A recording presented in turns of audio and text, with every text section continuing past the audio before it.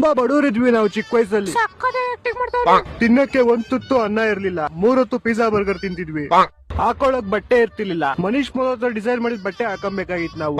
ಕೊಡು ಸಾಕು, ನಾನ್ ಮಾತಾಡ್ತೀನಿ ತಗೋ. ಇವ್ರ ಬಡತನ ನೋಡೇ ನಂಗೆ ತುಂಬಾ ಇಷ್ಟ ಆಗಿತ್ತು. ಆಕ್ಚುಲಿ ನಾನು ಇವ್ರನ್ನ ಮದ್ವೆ ಆಗಿದೆ, ಇವ್ರ ಬಡತನ ನೋಡಿ.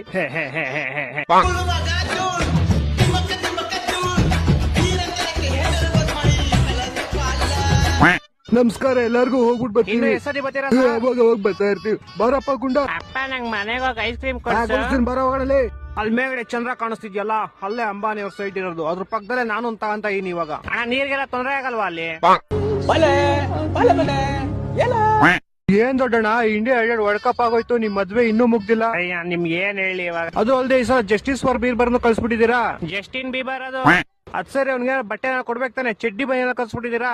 ನಮ್ ಗೊತ್ತಿಲ್ಲಪ್ಪ, ಅದೇನೋ ಒಂದು ಶೋಕಿ ಅಂತೆ. ನಮ್ಮೂರ ಸಂತೆಯಲ್ಲಿ ಮುಸ್ಸಂಜೆ ಹೊತ್ತಲ್ಲಿ ಹಿಂದಿಂದೆ ಬಂದೋಳು ನೀ ತಾನೆ, ನಿನ್ನ ನೋಡಿ ನಕ್ಕೋಳು ನಾನ್ ತಾನೆ.